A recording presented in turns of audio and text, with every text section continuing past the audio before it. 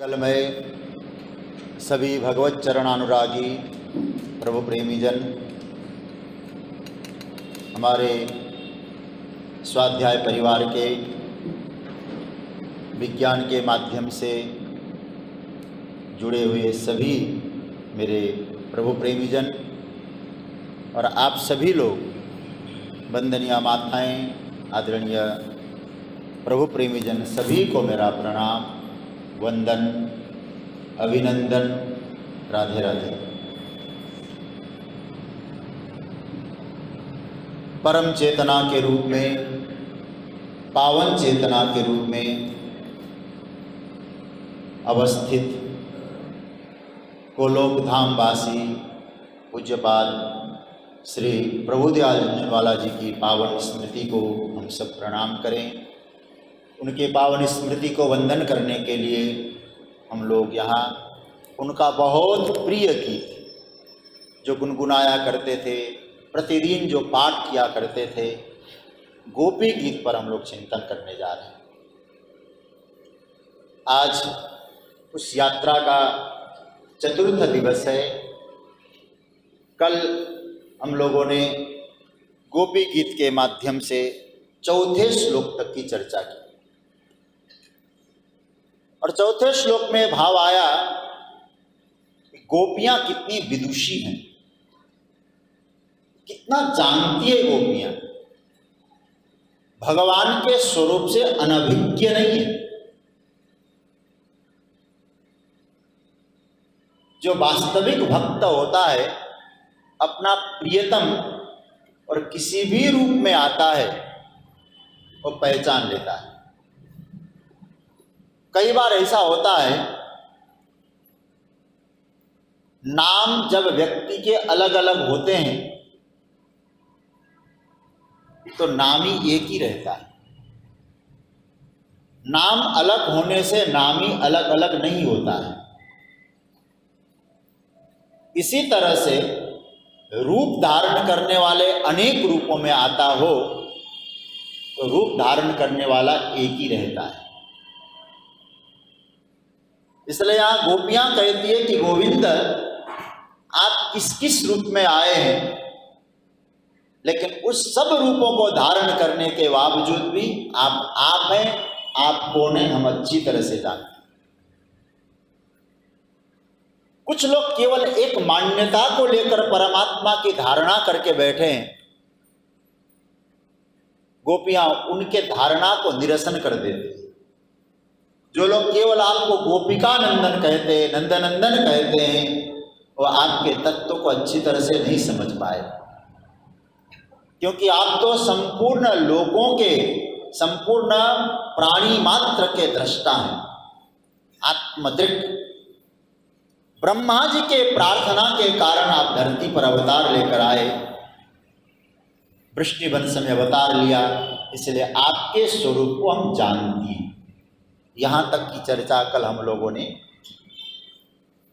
आज हम लोग 5वें श्लोक से थोड़ा आगे चिंतन करेंगे। यहाँ गोपियों ने भगवान के कर कमल की महिमा और भगवान के शरणागत की महिमा का वर्णन किया है। भगवान की शरणागत का फल क्या होता है और भगवान के कर कमलों का फल क्या होता है, ये बड़ा सुंदर यहां चित्रण प्रस्तुत किया है। इसलिए श्लोक मैं चाहूंगा पहले मैं बोलूं फिर आप लोग बोलिएगा, एक एक चरण का चिंतन होगा। 5वां श्लोक मैं बोलूं फिर आप लोग बोले। विरचिता भयं, थोड़ा थोड़ा बोलूंगा, थोड़ा थोड़ा बोलिए। विरचिता भयं, बोले। वृष्णि धूर्यते चरणमीयुषां संसृतेर्भयात् करसरोरुहं कान्तकामदं शिरसि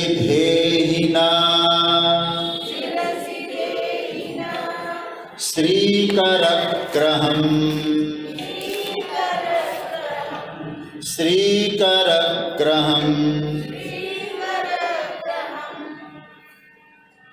इस श्लोक में भगवान के लिए दो संबोधन है। हम एक एक सूत्र पे चर्चा करेंगे। एक संबोधन है वृष्णिधूर्य। भगवान के अलग अलग नाम दिए गोपियों ने संबोधन।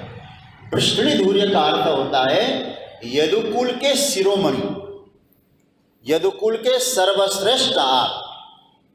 और दूसरा दिया कांत। कांत का अर्थ होता है प्रियतम। दो संबोधन है। पहले इसका साधारण अर्थ समझें। वृष्णिधूर्य संसृतेर भयात ते चरणम ईयुषाम अभयम विरचितः। संस्कृत आप पढ़ेंगे ना तो आपको शायद श्लोक का अर्थ आ जाएगा।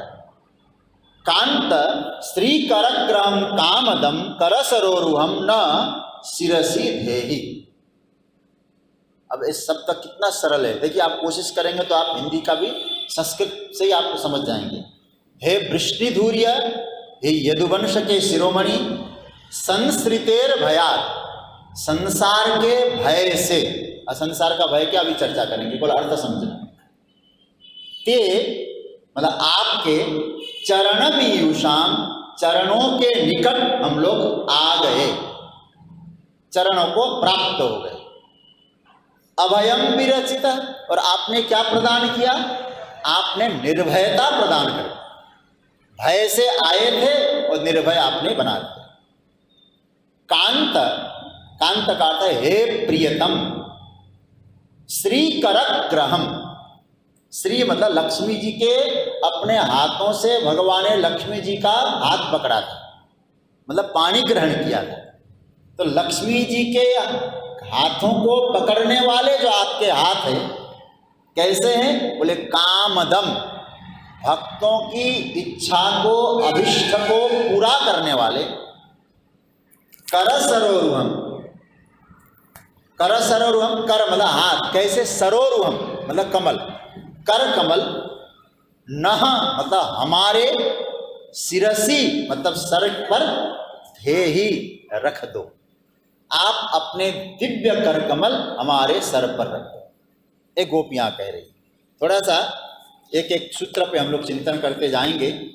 गोपियां कह रही है हे यदुवंश शिरोमणि, यदुवंश में आप श्रेष्ठ हैं और संसार के सभी प्राणी आप में आते हैं। क्यों आ रहे हैं? तो भगवान या गोपियां कहती है संसृतेर भयात। ये शब्द पकड़ना थोड़ा सा। संसार के भय से। अब यहां भक्तों को कभी भगवान से भय नहीं लगता, पहली बात। संसार के भय से। संसार का भय क्या होता है? देखो, संसार का भय होता है जब हम संसार में आए हैं तो दो तीन बातें समझना। पहला तो संसार के बाहर एक बोर्ड लगा रखा है। बोर्ड जानते क्या है? दुखालयम और अशाश्वतम। एक बोर्ड है, बहुत बढ़िया बोर्ड लगा रखा है। बोले उसका नाम है दुखों का भंडार और हमेशा नहीं रहने वाला। ये बोर्ड है, संसार में एक बोर्ड है। अब यहाँ संसृतेर भयात शब्द पर चिंतन करना। और उसी संसार में आकर हमने क्या कहा? हे भगवान सुख संपत्ति घर आवे। बोर्ड लगा दिया। किसने? बोले भगवान ने। क्या? बोले दुखालयम। दूसरा बोर्ड क्या? अशाश्वत, कभी रहने वाला नहीं। मुझे जो मिला है वो हमेशा रहे। ये भी मामला गड़बड़। दो सिद्धांत। ये तो ऐसी बात हो गई, भगवान कहते दुखालयम, और हम लोगों ने एक वस्त्रालय में जाकर, एक कपड़ों के दुकान में जाकर कहा भैया गरम गरम समोसा, 2 कचौड़ी और 1 कप गरम गरम चाय। और कपड़ा वाला क्या कहेगा? बोले हलवाई की दुकान में जाओ, एक कपड़ों का दुकान है। तो गोपियां कहती संस्कृतेर भया, संसार क्या है? दुखों का भंडार है और कभी नहीं रहने वाला है। यदि आपने इसको समझ लिया तो संसार से डर नहीं। लेकिन जब आपने ये माना कि मैं भी रहूंगा, मुझे भी सब कुछ मिलता रहेगा, स्थायी मैं रहूंगा और मेरा भी रहेगा, तो याद रखना आपको उसी दिन भय उत्पन्न हो जाएगा। क्योंकि भय किसको कहते हैं? कभी भी विजातीय संबंध जो होता है उसका नाम होता है डर। विजातीय संबंध का मतलब क्या है? जो मिल नहीं सकता, जो जिससे मिल नहीं सकता, यदि उससे हमने संबंध जोड़ दिया उसका नाम है विजातीय। और सजातीय संबंध मतलब मिल सकता है वहां। तो हमारा संसार के साथ कैसा संबंध है?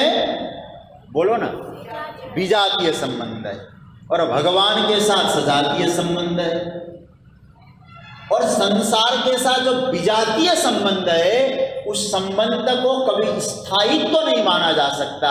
जिस दिन साधक उसको स्थायी मान लेता है उसी दिन उसके जीवन में भय उत्पन्न होता है, डर उत्पन्न होता है। क्यों डर होता है? बोले हमने तो महाराज इसको बना के रखा और बचा रहे, जो हमको नहीं मिला है उसको पाऊं और जो पाया है उसको बचाऊं। अब जरा सोचिए, तीसरा हमने क्या काम किया? जो है नहीं उसको पाने के चक्कर में और जो पाए हैं उसको बचाने के चक्कर में। एक बुरा नहीं मानना, एक स्वामी पथिक जी महाराज हुआ करते थे, बड़े अच्छे संत थे। तो एक बात कहा करते थे, न रह सकोगे और न रख सकोगे। ये कहा करते। संतों की वाणी में कितने सूत्र होते हैं? न रह सकोगे न रख सकोगे। तो इसका अर्थ क्या है? ये केवल व्यवहार तक तो आप मान लो, मुझे व्यवहार करना है, इसके जगत व्यवहार के लिए जब तक भाई संसार है, शरीर है, भोजन चाहिए, व्यवहार है, निभाना पड़ेगा, उत्तरदायित्व है, अपने आप को व्यस्त रखने के लिए भी कार्य करना पड़ेगा। लेकिन इनके बिना मेरा क्या होगा और मेरे बिना इनका क्या होगा, ये भाव जिस दिन आ जाएगा उसी दिन भय उत्पन्न हो जाएगा। फिर वो डर, अब डर से हम क्या करते हैं? जब डर आए तो क्या होगा? भगवान गोपियां कह रही है, हम लोगों को मानो गोपियां शिक्षा दे रही है, डर तो रहेगा थोड़ा बहुत जब तक शरीर है, लेकिन डरने से कोई बात, किसी बात से डरो नहीं। संसार का सबको भय रहेगा, तो एक काम करो, संस्कृतेर भयात, संसार के भय को तुम क्या समझो? स्थायित्व नहीं है। हमें क्या चाहिए? निर्भयता चाहिए। और निर्भयता कहाँ मिलेगा? सर्वं वस्तु भयान्वितं भुवि नृणाम विष्णु पदम निर्भयम्। भगवान के चरण कमल ही साधक को निर्भयता प्रदान कर सकते हैं। इसलिए गोपियां कहते संस्कृतेर भयात चरण मीयूषा। हे यदुवंश के शिरोमणि, संसार के भय से, जन्म मरण के भय से, आवागमन के भय से हम सभी प्राणी मात्र आपके शरण में आए हैं। या मेरे शरण में क्यों आए हो? क्योंकि आपके चरण कमल साधक को निर्भयता देते। और सज्जनों, ये रामचरित वाल्मीकि रामायण में भगवान समुद्र को साक्षी मानकर एक प्रतिज्ञा करते हैं, और प्रतिज्ञा हम सबको सुनने जैसी प्रतिज्ञा है। ये राम जी की प्रतिज्ञा है। राम मंदिर बन रहा है, हम लोग बढ़ चढ़ के भाग तो ले रहे हैं, लेकिन राम जी जो कह रहे हैं वो भी सुन लो क्या कह रहे हैं। मैं आज समुद्र को साक्षी मानकर प्रतिज्ञा करता हूं, सकृदेव प्रपन्नाय तवास्मी च याचते अभयम सर्वभूतेभ्यो ददाम्ये तद्व्रतम मम। व्रतम मेरी प्रतिज्ञा है। बोले कौन सी? जो व्यक्ति एक बार मेरी शरणागत होकर कह देता है सरकार मैं आपका हूं, क्या होगा उससे? मैं संपूर्ण प्राणियों में उसको निर्भय बना देता हूं। ये मेरी प्रतिज्ञा है।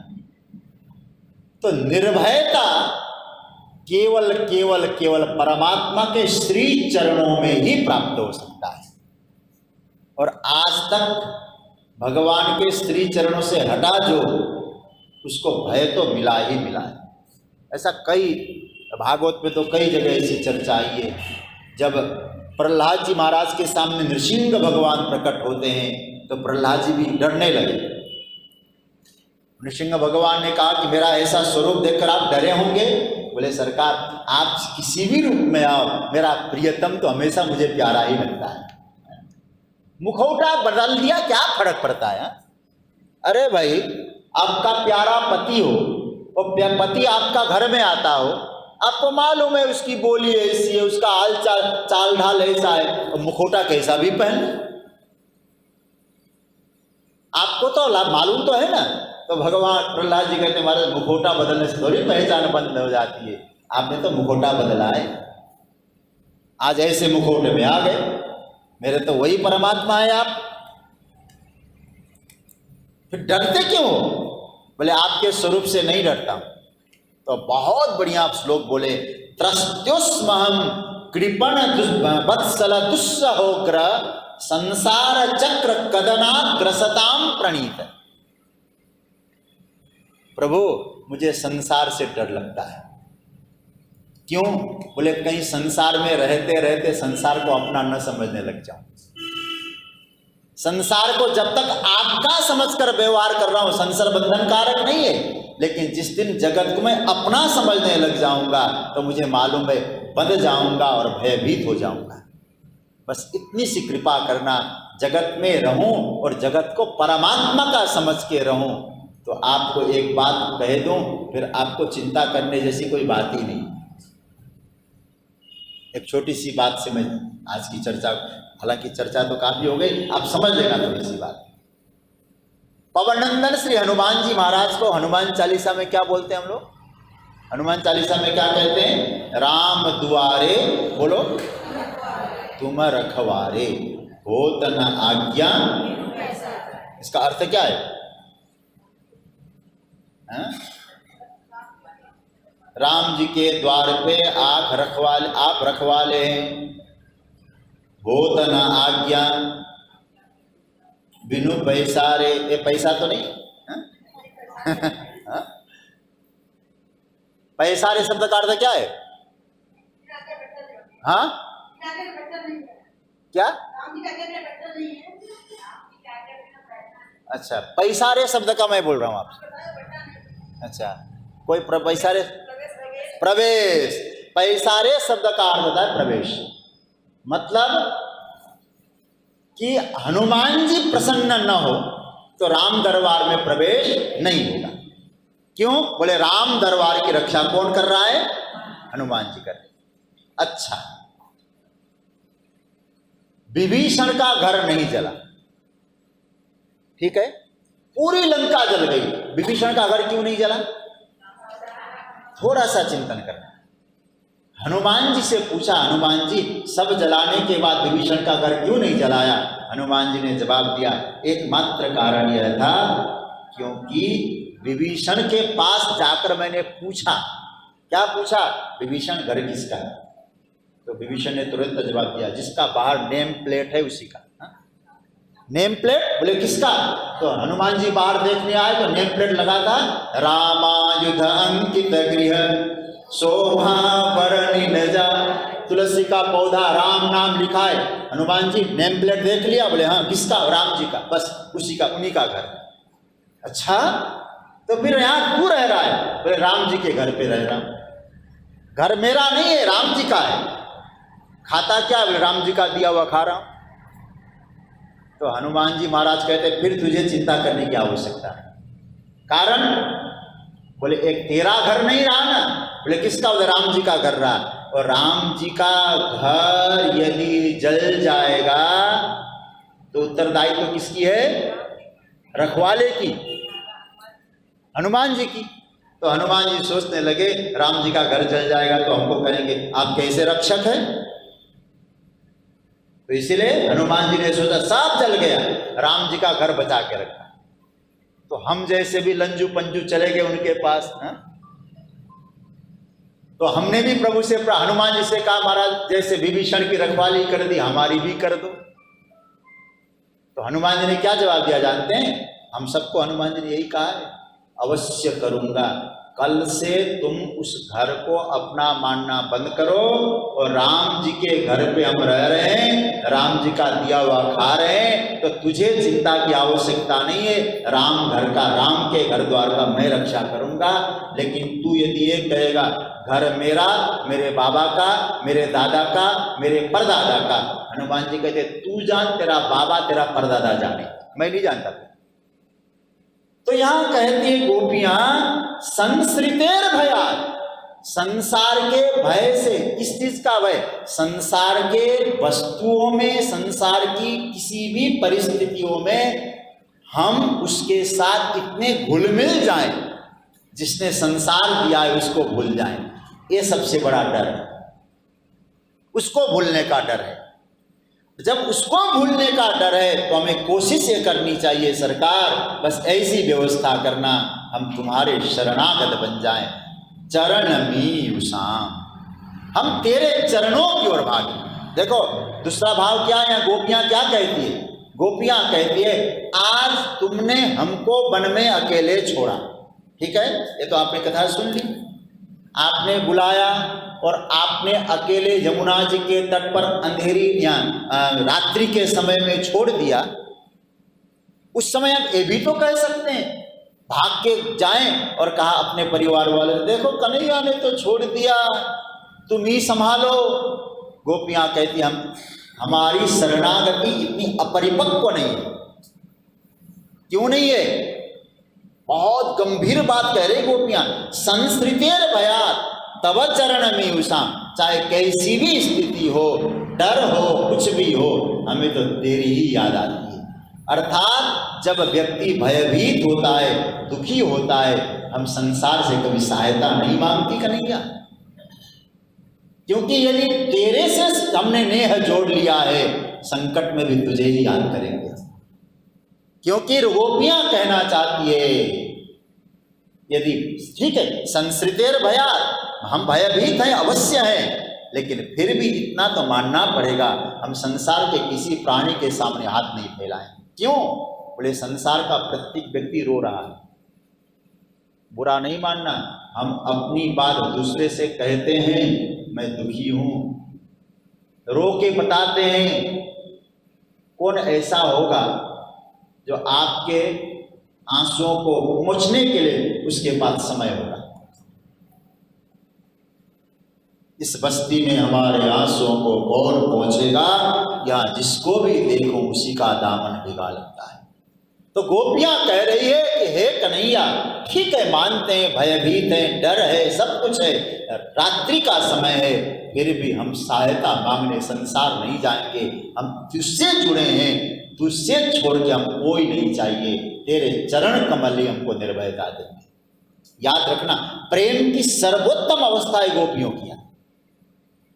आप घर द्वार छोड़ के कहीं चले जाओ 2-3 दिन के लिए और ज्यादा कष्ट मिलने लग जाए, आप अनुभव करना उस समय किसकी याद आती, कितनी जल्दी काम निपटे और घर भागे। लेकिन आपको एक बात और कहूँ, एक गीता या भागवत का ही बहुत बढ़िया सूत्र दिया,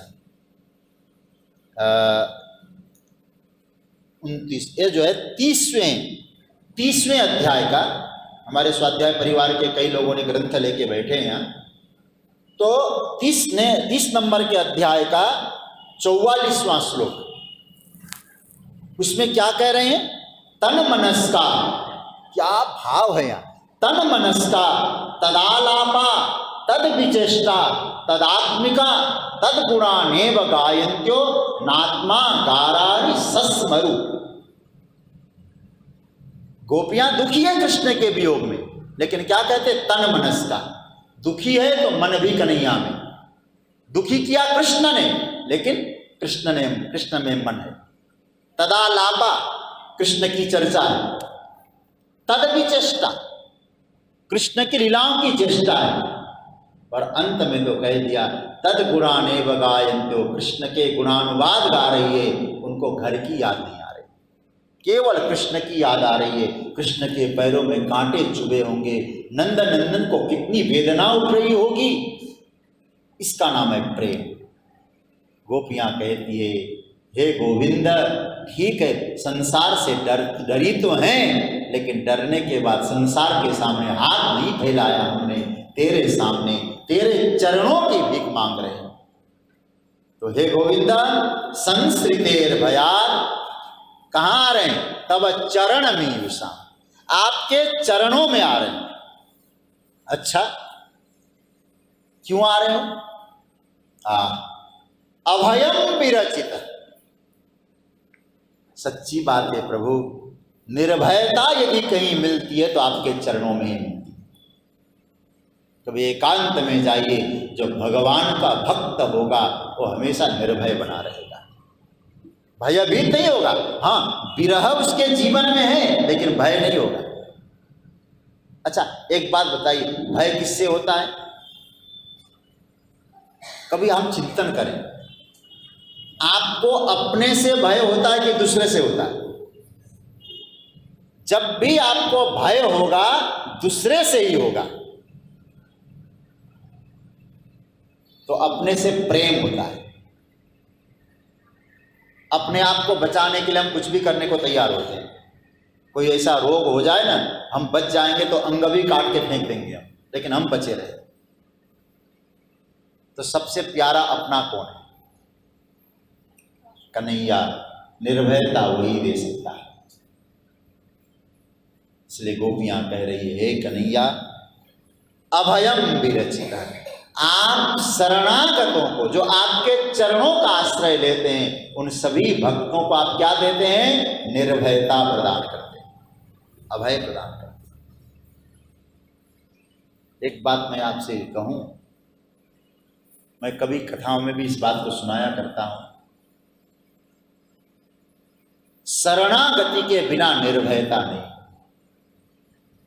कितना भी हम कुछ भी बन जाएं, लेकिन निर्भयता केवल हरि शरण में। एक कथा से मैं समझाऊं बात को। एक व्यक्ति कहीं यात्रा में जा रहा है, बहुत बड़ा सेठ है, उसके पास बहुत सारा धन है। गया, ट्रेन में जाकर बैठ गया, लेकिन बगैर टिकट के, क्योंकि लाइन लंबी लगी थी, तो टिकट लेने जाऊंगा तो दिक्कत हो जाएगी। उसके बगल में एक दूसरा देहात का व्यक्ति था। उस सेठ के अनुरूप उसके कपड़े भी नहीं थे, पैसे भी नहीं थे। सेठ के सामने जाके वो देहात का व्यक्ति बैठ गया। केवल एक अच्छी स्थिति थी, उसके पास उचित टिकट था। एक के पास सब कुछ था लेकिन टिकट नहीं था। एक के पास टिकट तो है लेकिन बाकी कुछ नहीं है। एक जगह ट्रेन रुकी और घोषणा हो गई, आज यहाँ एक विशेष प्रकार की चेकिंग चलेगी और जिसके टिकट नहीं है उसको कारागार में डाल दें, बिना पूछे कौन हो क्या हो, कोई मतलब नहीं, कोई भी हो, XYZ। अब आप जरा निर्णय करना, घबराहट किसको होगी? उस सेठ को होगी। है सब कुछ उसके पास लेकिन टिकट नहीं, और वो कभी घबराएगा नहीं, भले ही कुछ भी नहीं, टिकट है तो मेरे साथ। बस हम सब जीवन यात्रा के यात्री, आप हम सब जीवन पथ के पथिक है। सब कुछ तो हमारे पास है लेकिन भगवान की शरणागति का टिकट नहीं है। सब कुछ होते हुए घबराहट बनी रहेगी। और एक बात, हरि की शरणागति आपने स्वीकार कर लिया तो परिस्थितियां बदलती जाए, क्या फर्क पड़ता है? परिस्थिति अनुकूल हो प्रतिकूल हो, लेकिन वो घबराएगा नहीं, क्योंकि उसको मालूम है मेरा परमात्मा मेरे साथ है। तुझको सौंप दिया अपने सब कुछ। सागर की लहरों पे टाल दी अपनी नाव है, सागर की लहरों पर छोड़ दी अपनी पतवार है। जब सागर के लहरों को भी तेरा ही सहारा है तो फिर क्या मजेदार है और क्या किनारा है। गोपियां कह रही है, गोविंदा संस्कृतेर भयात् तव चरण मीयूषाम अभयम विरचितः। संसार के भय से व्याकुल हुए हम सबको आपके शरण में आ रही है। क्यों? बोले आप निर्भयता प्रदान कर सकते हो। अच्छा, हे कांत, कांत कामद, कांत का अर्थ होता है हे प्रियतम, दूसरा अर्थ होता है कांत का सांसारिक लौकिक सुखम अंत करोति स कांत। हमारे जीवन के जो लौकिक सुख है उसको अंत कर दे, और जब लौकिक सुख अंत हो जाते अलौकिक सुख मिल जाएगा।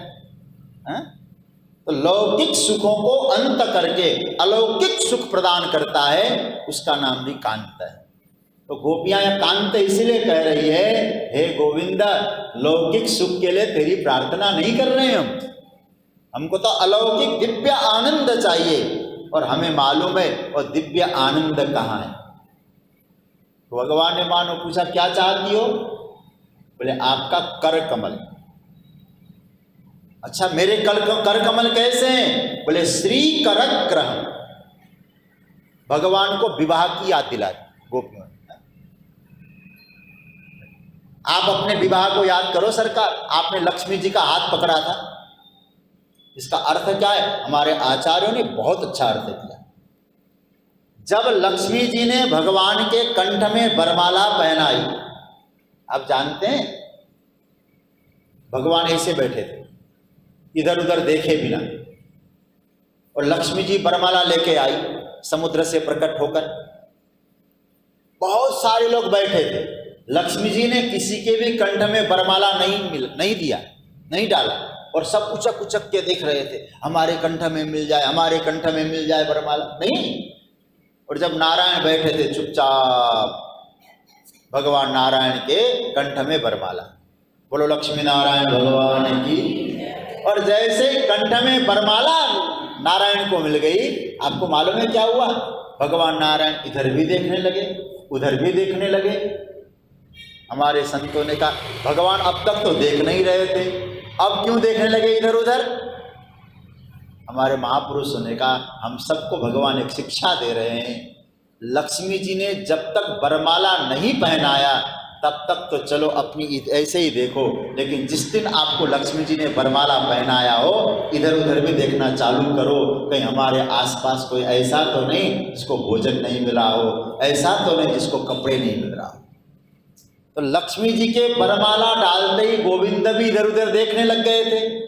तो आज लक्ष्मी जी की याद दिला रहे हैं गोपियां, श्री लक्ष्मी जी, आपने लक्ष्मी जी का हाथ पकड़ा था, आप इधर उधर देखे थे कि नहीं देखे थे? भगवान ने कहा देखा था।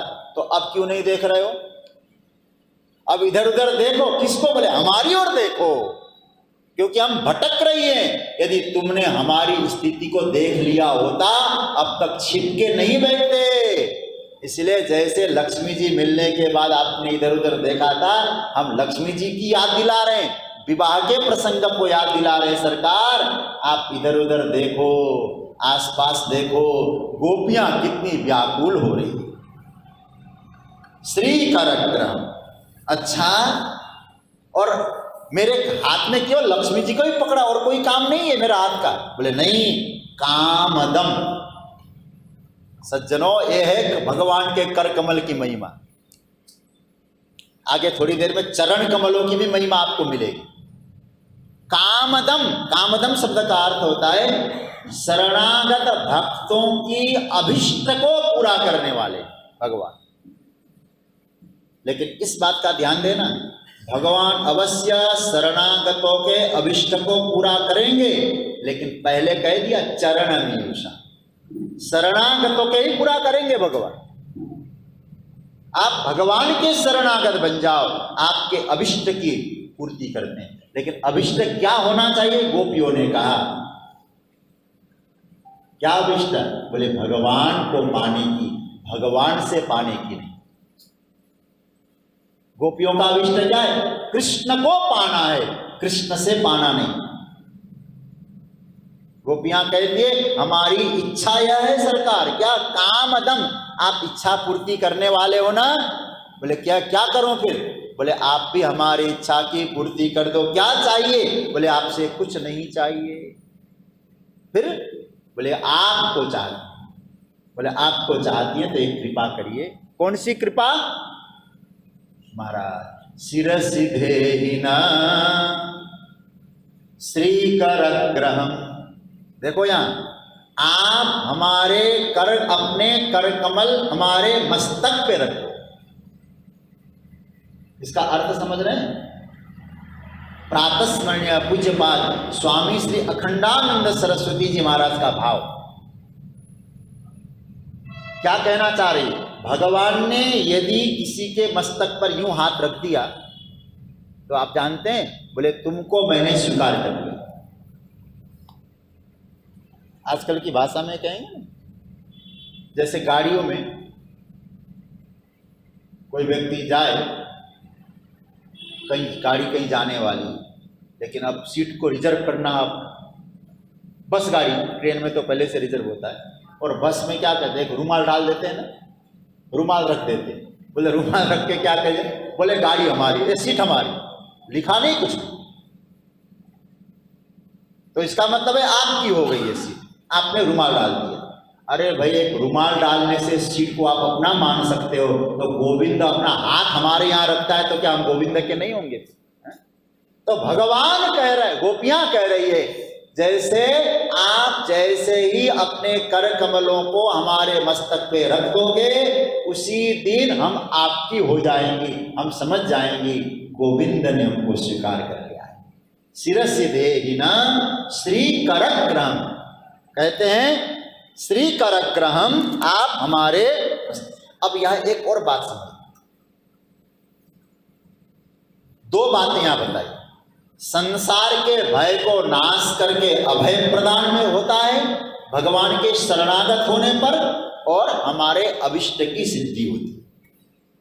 दो बातें हो गई, कामना की पूर्ति भी हो गई और अभिष्ट की सिद्धि भी हो गई। एक गोपियां कहती है, विरचिता वयम वृष्णि धूर्यते चरण मीयुषाम संसृतेर भयात कर सरोरुहम। कर सरोरुहम का अर्थ हुआ कर कैसा है भगवान का? सरोरुह, कमल जैसा है। अच्छा भाई, एक कमल का अर्थ क्या है? बाकी अभी देखते जाएंगे, इतने कमल कमल कमल की चर्चा आई है, लेकिन यहाँ पहली बार हम लोग कमल देख रहे हैं। भगवान के कर कमल, हालांकि भगवान का मुख कमल भी कमल है, भगवान का मुख भी कमल है, भगवान के हाथ भी कमल है, भगवान के चरण भी कमल है। करारविंदेर पदारविंदम मुखारविंदे विनिवेशयन्तम। क्यों ऐसा कहा? देखो, कमल की एक विशेषता है, संसार में जितना जो कुछ है किसका बनाया हुआ है? ब्रह्मा जी का। भगवान ने ब्रह्मा जी को आज्ञा दी तो संसार ब्रह्मा जी ने बनाया, और ब्रह्मा जी ने जब संसार का निर्माण किया तो संसार में कितने गुण है? 3 गुण है, सत्वगुण, रजोगुण और तमोगुण। समझ रहे हैं बात को? गीता में भगवान कहते हैं सत्वम रजस्तम इति गुणा प्रकृति संभवा। तो किसने बनाया संसार जगत को? भगवान की आज्ञा लेकर ब्रह्मा ने बनाया, और ब्रह्मा में कितने गुण है? बोलो ना, 3 गुण है। तो यहां भगवान को क्या कहते हैं? आपका जो कर है ना, हाथ है, एक कमल है। अब आप थोड़ा सा ब्रह्मा जी का चित्र देखो बैठकर, ब्रह्मा जी किसके ऊपर बैठे हैं? कमल के ऊपर। इसका अर्थ क्या है? ब्रह्मा जी को प्रकट करने से पहले कमल पैदा हुआ था। समझ रहे हैं ना? कहां से पैदा हुआ? भगवान की नाभि से पैदा हुआ। ब्रह्मा जी बाद में बने, पहले कमल बना। कहीं आप लोग किसी पार्टी का मैं प्रचार करने आया ऐसा मत समझ लेना। पहली बात तो मुख्य बात मैं आपसे कह रहा हूं, ब्रह्मा जी बाद में, पहले कमल। और ब्रह्मा जी के सृष्टि में क्या है? कितने गुण है? 3 गुण है। तो ब्रह्मा जी ने बनाया, उस सृष्टि में 3 गुण हो गए ना। तो ब्रह्मा जी से पहले जो सृष्टि थी उसमें तो 3 गुण नहीं थे। समझ में आया कि नहीं? 3 गुण नहीं थे। तो भगवान, गोपियां कहती है कि हमको संसार के किसी भी गुणों की आवश्यकता नहीं है, हम तो आपके सद्गुणों पे ऐसे रीझ गए सरकार, आपके कर कमल कमल है तो त्रिगुणातीत है, तीनों गुणों से हमको मुक्त करने वाले। और तीन गुण क्या होता है, अब बहुत विस्तार से, क्योंकि मुझे आगे के श्लोक दिखाई दे रहे हैं। तीन गुणों में क्या है, देखो गुण बांधते हैं। देखो गीता में भगवान ने कहा है सत्व गुण भी बांधता है, सत्वम सुखे संजयति रजः कर्माणि भारत।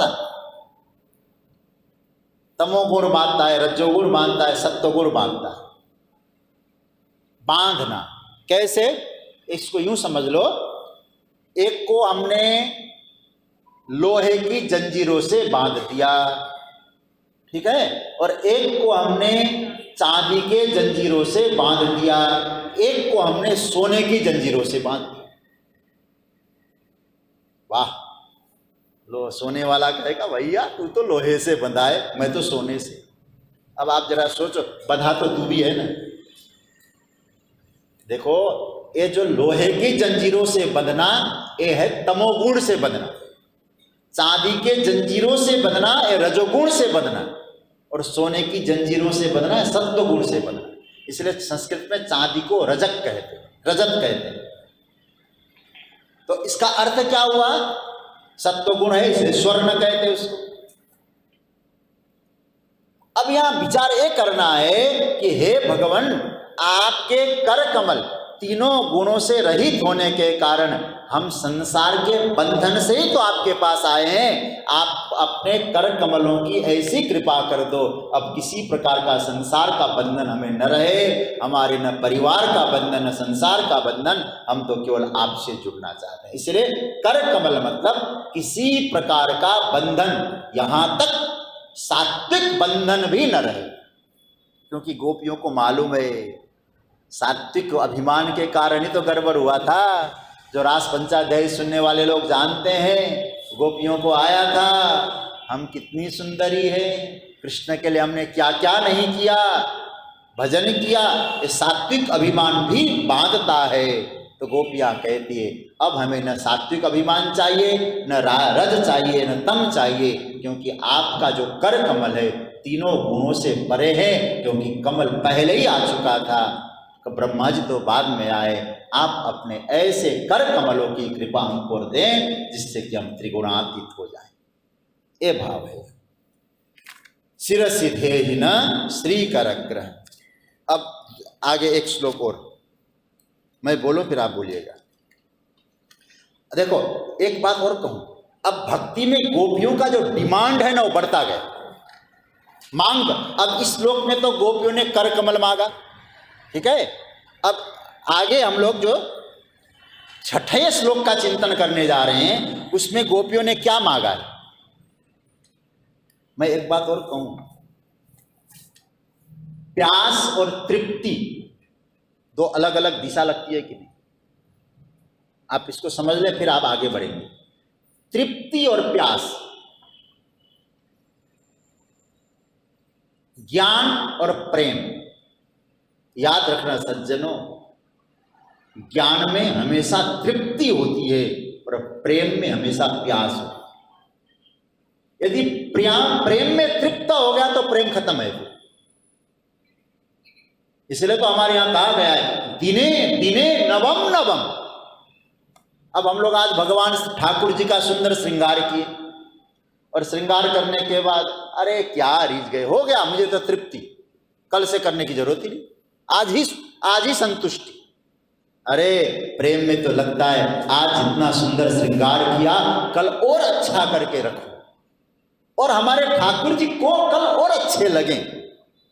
ये प्यास, और जिस दिन प्रेम में प्यास खत्म उसी दिन प्रेम भी गया, हा? कोई महत्व का नहीं रहा। अरे भाई लौकिक व्यवहार में देखो, परिवार में भी एक दूसरे के प्रति प्रेम होता है। यदि कहे बस तुमसे प्रेम करते करते थक गए, बूढ़ो हो गए, अब नहीं चाहिए तुम्हारा प्रेम, क्या हुआ उसका? वहां तो प्यास बढ़ता है। गोपियां कहती है ज्ञान में तृप्ति मिलती होगी, ले लो, ऐसी तृप्ति नहीं चाहिए, हम तो नंद नंदन के लिए प्यासे बने। गोविंद के लिए प्यासे बने, इसीलिए कभी उसके कर कमल चाहते हैं, कभी चरण कमल चाहते, कभी मुख कमल चाहते, कभी दर्शन चाहते, कभी फटकार चाहते, कभी दुलार चाहते हैं, कभी दुत्कार भी चाहते हैं, लेकिन चाहते उसी का। यह है प्यास। तो गोपियों की प्यास की स्थिति को जरा देखिए। पहले अब कह रही थी कर कमल रख दो काम बन जाएगा, अब प्यास की सीमा कहां तक पहुंच रही है और कितना सुंदर प्यास है। आइए छठे श्लोक में जाते हैं। मैं एक एक पद बोलूंगा, आप एक एक उच्चारण करिए। ब्रज जनार्तिहन वीरयोषिता निज जनस्मय ध्वंसनस्मित भज सखे भवत् किंकरिष्मनो जलरुहाननम् चारुदर्शय। क्या अर्थ है इसका? अब पहले अर्थ समझ लें इसका। बड़ा प्यारा श्लोक है। गोपियां कह रही है आप कौन हैं? योषिताम वीर। इसका पहले अन्वय देखो। योषिताम वीर ब्रजजनार्तिहन निज जनस्मय ध्वंसनस्मित सखे भज नः भवत् किंकरिष्मा चारु जलरुहाननम दर्शय।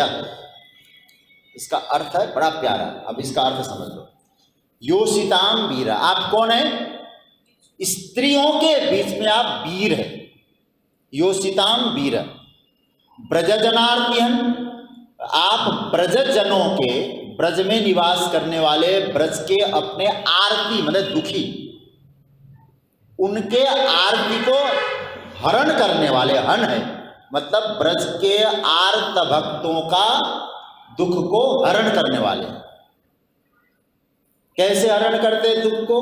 और केवल दुख हरण हर ही नहीं है आप, निज जनस्मय, निज मतलब अपने शरणागतों के, निज जन स्मय, स्मय शब्द का अर्थ गर्व, अभिमान, अपने शरणागतों के स्मय मतलब अभिमान को, गर्व को क्या करते हैं? ध्वंस नस्मित, ध्वंस कर देते हैं। बोले क्या, कैसे ध्वंस कर देते हैं? तलवार लेकर। बोले स्मित, मधुर मधुर मुस्कुराते हैं ना, तो भगवान के शरण में गए हुए भक्तों के अभिमान तो उसी समय खत्म हो जाता है।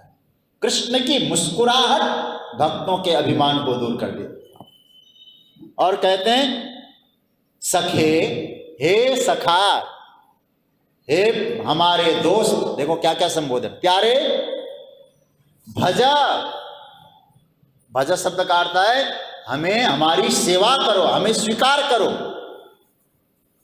हम आपकी हैं।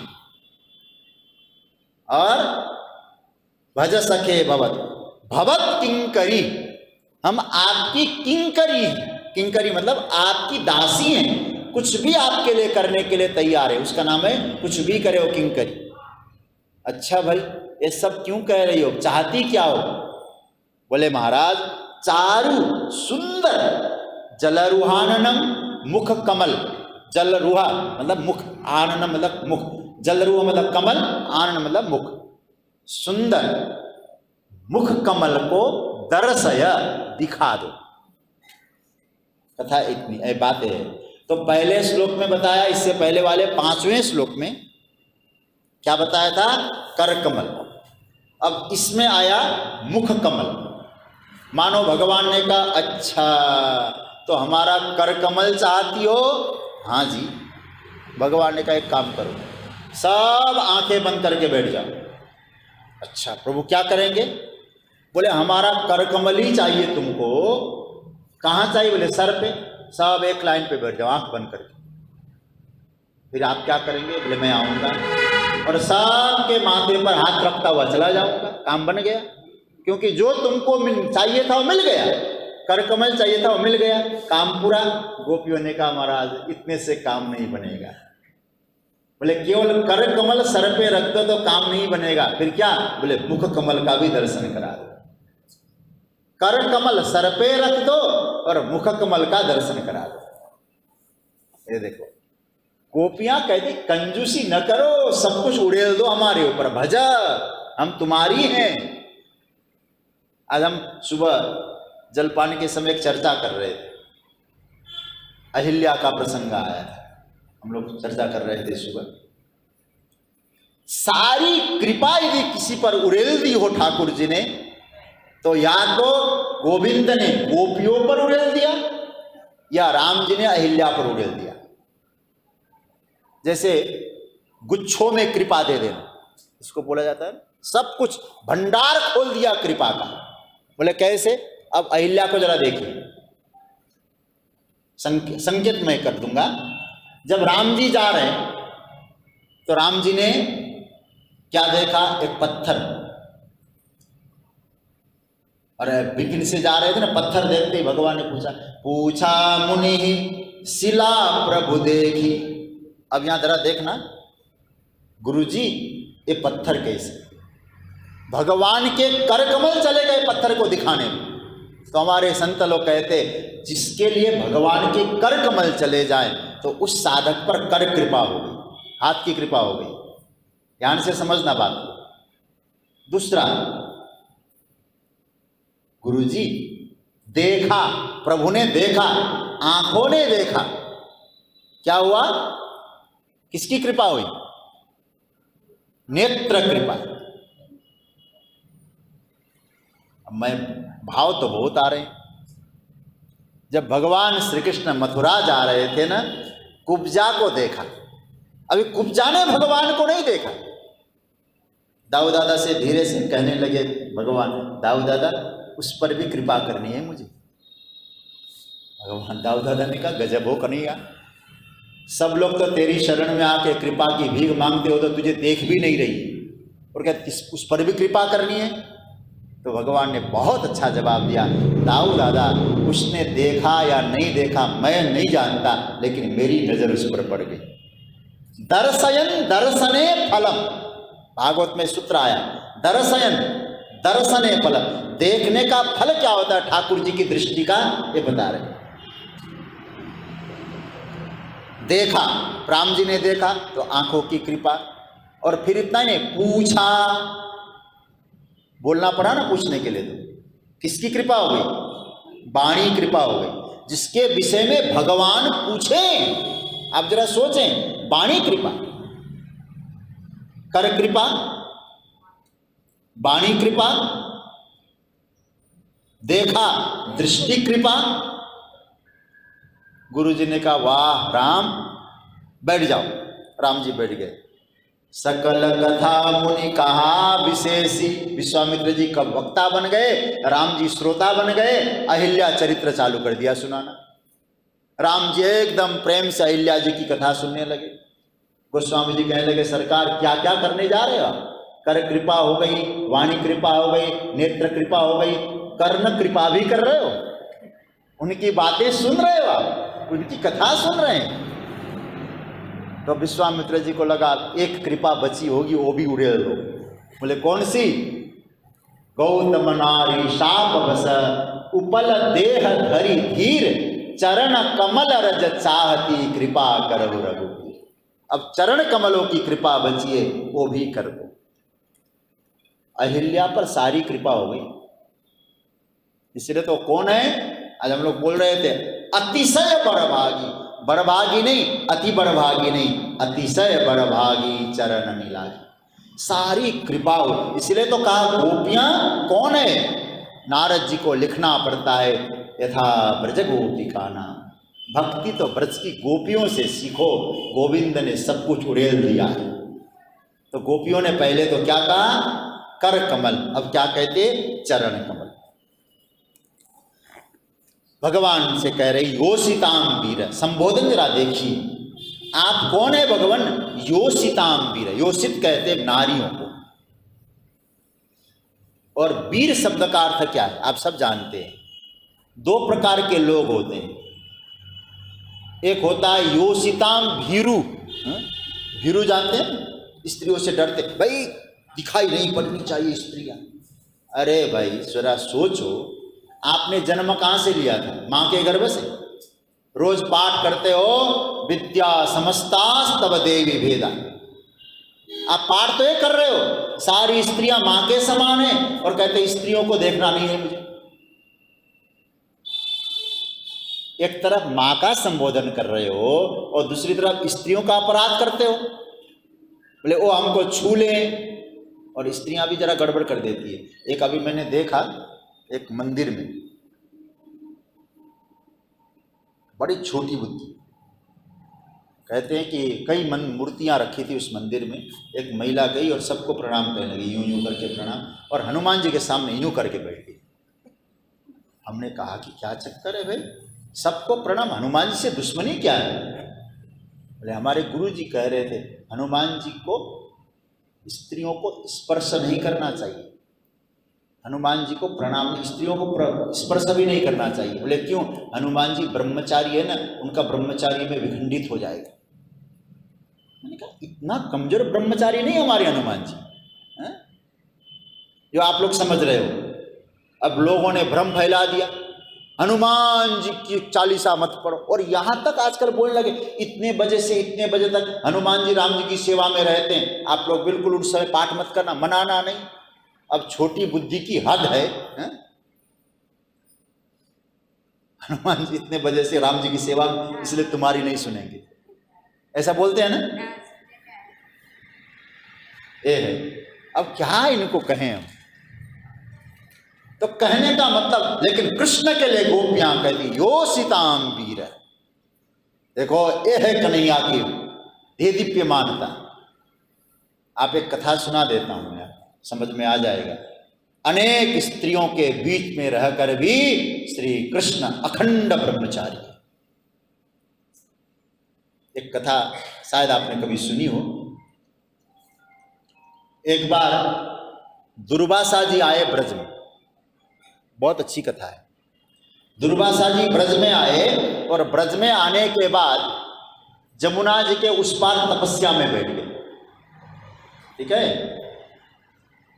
और श्री कृष्ण ने गोपियों से कहा, गोपियां तुमने सुना है दुर्वासा जी आए हैं तपश्चर्या करने, बड़ा विरक्त, बड़ा दिव्य विभूति है, बड़े संत हैं, क्या करना है? बोले उनके लिए भोजन पहुंचाना है।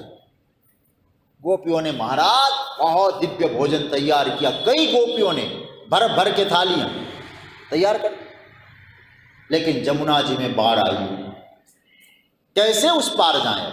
बड़ी समस्या। कन्हैया के पास गए, कन्हैया भोजन तैयार है, यमुना जी में बाढ़ है, उस पार दुर्वासा जी है, हम भोजन कैसे पहुंचाएं?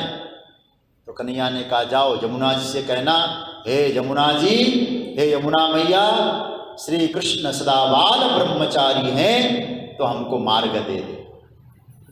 तुरंत यमुना जी ने मार्ग दे दिया। वापस वहां पहुंचे, दुर्वासा जी को भोजन कराया, भोजन कराने के बाद अब जैसे तैसे वहां आ तो गए, वापस कैसे जाए, इस पार कैसे हो?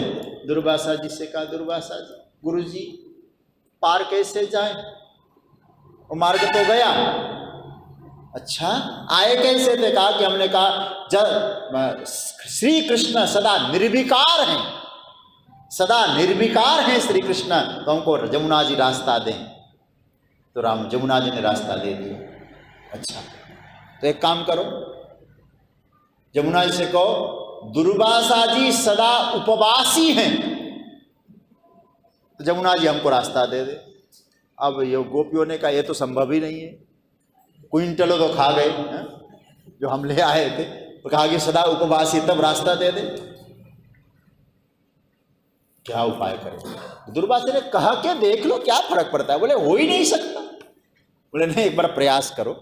तो गोपियों ने कहा हे जमुना मैया, दुर्वासा जी सदा उपवासी हैं, मार्ग हमको दे दो। यमुना जी ने तुरंत मार्ग दे दिया वापस। इसका अर्थ क्या है? आ गया तो पा लिया, लेकिन जिस भोजन के प्रति आपकी आसक्ति नहीं है, कल भी हमको ऐसा ही मिलना चाहिए, आज जो मिला आप ले लिए, कल जो मिलेगा उसमें आनंद ले सकते हैं, तो आप सदा उपवासी ही हैं। और आप में यदि दिव्य भाव है, सुंदर भाव है, तो आप कहीं भी रहे, आप निर्विकार रह सकते हैं, आप अपने पे दृष्टि। श्री कृष्ण कौन है? योषिताम वीर। मां कहते हैं कि नारियों के बीच में रहकर भी श्री कृष्ण सदा निर्विकार है। ये कृष्ण की निर्विकारता। अरे कृष्ण, इसलिए तो कहा कोई दूसरा पुरुष है ही नहीं, केवल कन्हैया मात्र पुरुष है। सज्जनों, तो क्या हुआ? योषिताम वीर। तो आप कौन है? ब्रज जनार्तिहन। ये सूत्र देखो, ब्रज के जनों के आरती मतलब दुख को हरण करने वाले हैं आप।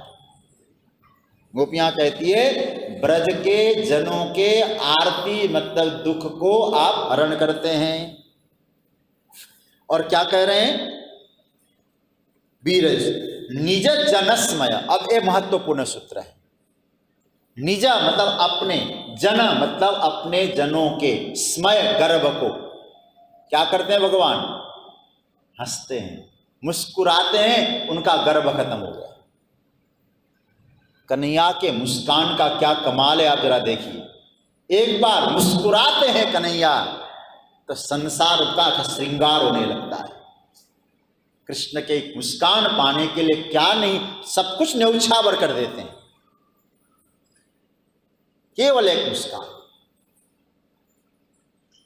स्मित, जब भगवान मंद स्मित करते हैं, भक्तों के गर्भ उसी समय खत्म हो जाता है, अभिमान खत्म होता है। तो गोपियां यहां क्या कहना चाह रही है? यदि आप प्रकट नहीं हो रहे हैं तो हमारे अभिमान के कारण होगा।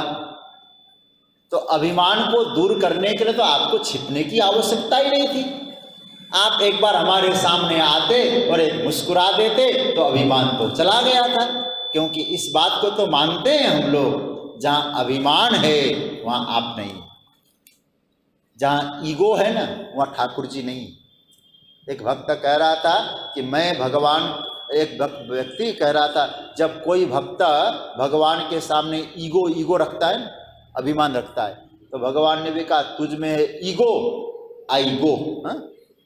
भगवान भी कहते हैं तुझ में यदि ईगो है तो आई गो, मैं जा रहा हूं, नहीं बैठते। तो गोपियां कहते ठीक है, हम मानते हैं जिसमें ईगो है, अभिमान है, आप उसके सामने नहीं होते, लेकिन ईगो को दूर करने का हथियार भी आपके पास है, उस हथियार का प्रयोग क्यों नहीं करते आप? एक बार मंदस्मित कर दो गोविंद, तुम्हारी मुस्कान में सब कुछ न्यौछावर हो जाएंगे और हमारा गर्व उसी समय चला जाएगा। विरह में तड़फाने की आवश्यकता नहीं। निज जनस्मय ध्वंसनस्मिता भज सखे हे प्यारे, भज। भज मतलब ले, अब तुम्हारे हवाले, जो सेवन कर हमारा सेवन कर मतलब क्या है? ये बहुत सुंदर सूत्र है। भज शब्द पकड़ना, भज सेवाया, हमारा तो सेवन कर। कैसे सेवन करना होगा? देखो, संस्कृत भाषा में जो हम लोग भात खाते हैं ना, चावल का जो भात, उसको चावल ही बोलते हैं आजकल तो हम लोग, लेकिन वो पकने के बाद वो भात होता है। संस्कृत में भक्त, उस चावल को भक्त भी बोलते हैं। अब आप लोग सब लोग कथा सत्संग सुनते रहते, जरा समझने की कोशिश करना। भात का एक नाम क्या है? चावल तो नहीं है नाम, ऐसे बोल दिया जाता है भक्त। संस्कृत में चावल का एक नाम क्या हुआ? भक्त। ओदन भी बोलते हैं और भक्त भी। देखो चावल कैसे बनता है और चावल को भात कैसे बनता है, और भात को क्या किया जाता है? सेवन किया जाता है, खाया जाता है। तो गोपियां कहती हम तुम्हारे लिए भात हैं, अब तुम इसको रख लो अपने पास, खा लो, इसका सेवन कर लो, उपयोग कर लो, हम तुम्हारे लिए बनी है। प्रेम की बड़ी ऊंची अवस्था है सज्जनों। अब मैं आपसे कहूं, भात बनाने की प्रक्रिया क्या क्या है? सबसे पहले भात मतलब चावल है ना, लेकिन चावल से भी पहले है धान। तो अब पहला सूत्र ध्यान दें, पहला क्या हुआ? बोलो, धान। धान में छिलका है। अब पहले तो हम उसको चावल बनाएंगे। क्या करना होगा? छिलके को हटाना होगा। उसके बाद उस चावल को उबलते हुए खौलते हुए पानी में डालना है। पानी में डालने के बाद उस चावल को यूं यूं करके देखा जाता है। कुकर में तो सीटी लगते ही हो जाता है। पहले ऐसा होता था ना कि अंगीठी जलाई, लकड़ी जलाई, वहाँ पानी खोला, चावल डाला और यूं करके देखा, और गल गया तो माताएं कहे भात बन गया, भात बस बन गया, परोसो अब। लेकिन जब तक गलता नहीं था तब तक भात नहीं बनता था। गोपियां यहाँ भजा शब्द कह के उस भात की ओर इशारा कर रही है, हे श्याम सुंदर, हम तुम्हारे लिए भात हैं। बोले कैसे? पहला काम होता है छिलका हटाना। छिलका क्या है? ये आवरण। मैं इसका हूँ, मैं ज्ञानी हूँ, मैं अज्ञानी हूँ, मैं ब्राह्मण हूँ, मैं क्षत्रिय हूँ, मैं स्त्री हूँ, मैं पुरुष हूँ, ये सब आवरण हटाओ पहले। जब तक आवरण है तब तक ठाकुर का वर्ण नहीं है। भगवान को वर्ण करना है, और वर शब्द का अर्थ मैं कल बता चुका हूं। भगवान को वर्ण करना है, हमें क्या करना है? पहले आवरण हटाना होगा। इसलिए तो गीता सुनाने के बाद भगवान 18वें अध्याय में क्या कहते हैं? सर्वधर्मान परित्यज्य, सब कुछ त्याग। ये तुमने जो धारण किया हुआ है आवरण हटा। कई आवरण, कितने आवरण हमने ओढ़ रखे। और यहां तक आजकल तो क्या हुआ, मैं स्पिरिचुअल है, मैं तो स्पिरिचुअल हूं। अरे भाई छोड़, ये सब आवरण है, कुछ नहीं है। ये उपाधि को जब तक हटाएंगे नहीं। अब जरा सोचिए, व्यक्ति आदमी है, एक आदमी है, और उस आदमी को कैसे देख रहे हैं हम? बोले वो आदमी क्या क्या बना? पत्नी के सामने पति बना, पिता के सामने पुत्र बना, बेटे के सामने बाप बना। अब देखते जाइए, मामा के सामने भांजे बना। है आदमी, ये सब क्या है उसके? ये है उपाधि, ये है आवरण। अब वो आदमी, वो मनुष्य यदि इन्हीं संबंधों को ही असलियत समझने लग जाए, क्यों? पत्नी नहीं रही तो पति भी नहीं रहा। आप जरा सोचिए, आप उपाधि हुआ कि नहीं? ये हमेशा रहने वाला संबंध है कि नहीं? जरा देखते जाइए।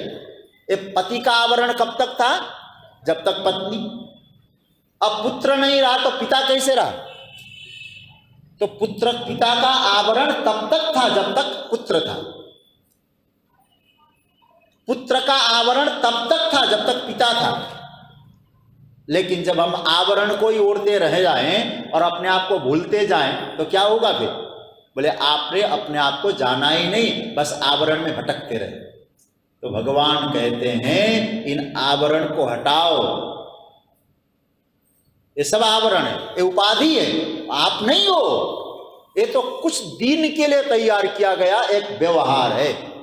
जैसे मैं उदाहरण के तौर पे बताऊं, लाल फूल है ना, इस लाल फूल को आप स्फटिक मणि पे चढ़ा दीजिए तो स्फटिक मणि कैसे दिखाई देगी? लाल।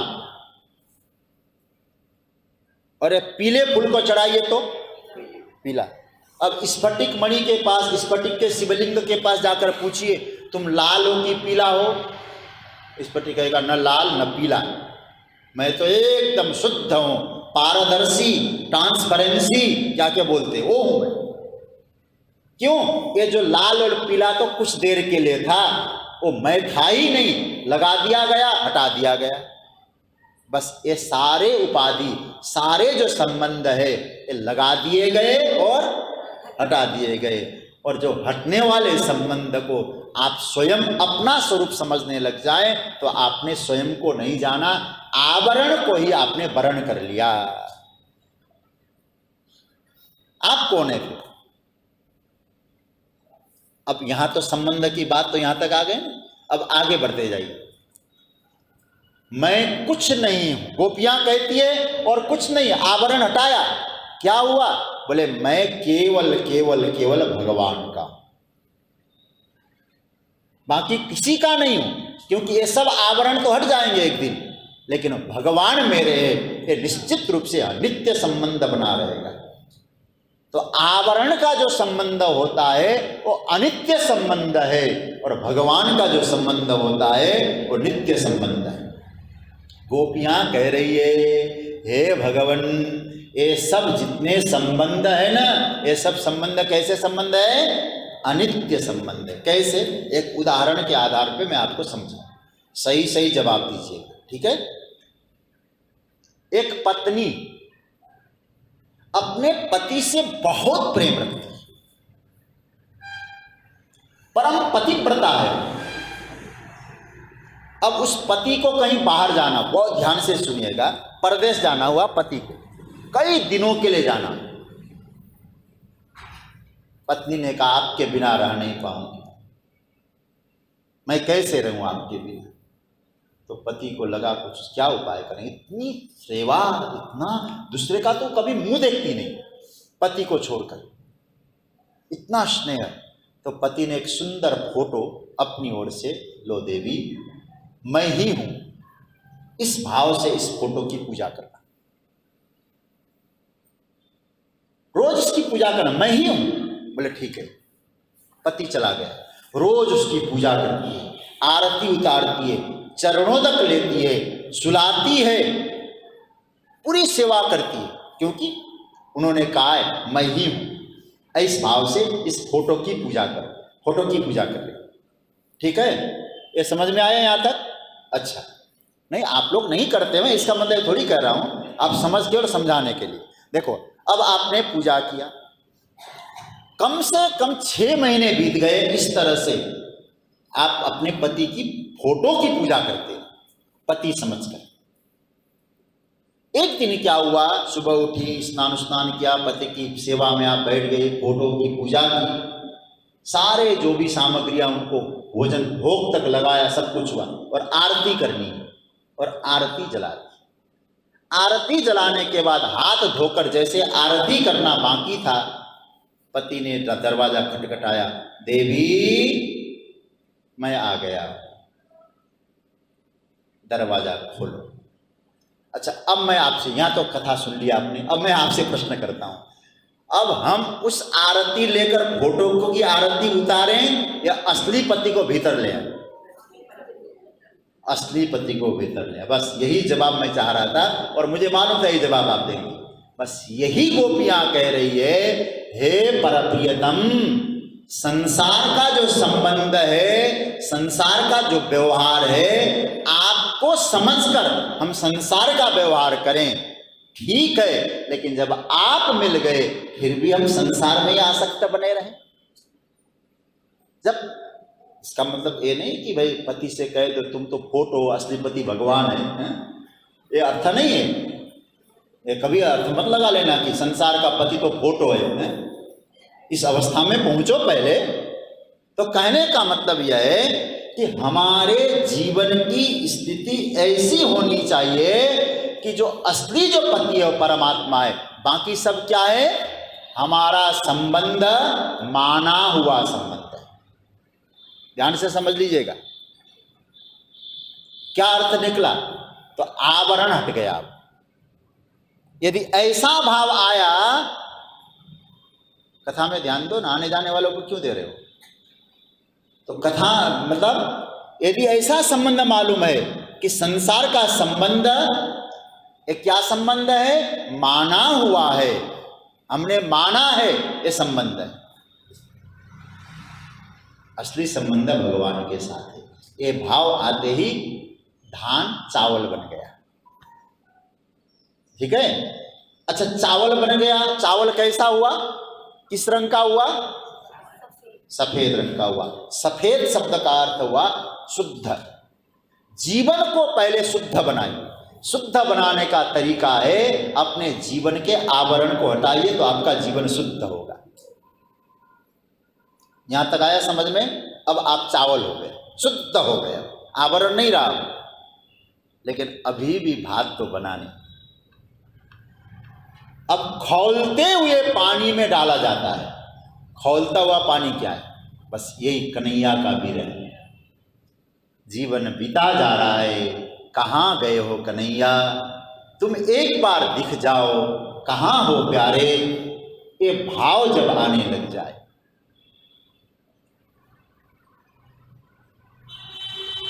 ये विरह आ जाए। विरह की जो वेदना होती है ना, नीचे से आग लग रही है। क्या होती है विरह की वेदना? जिसको विरह हुआ है उसको पूछा जाए।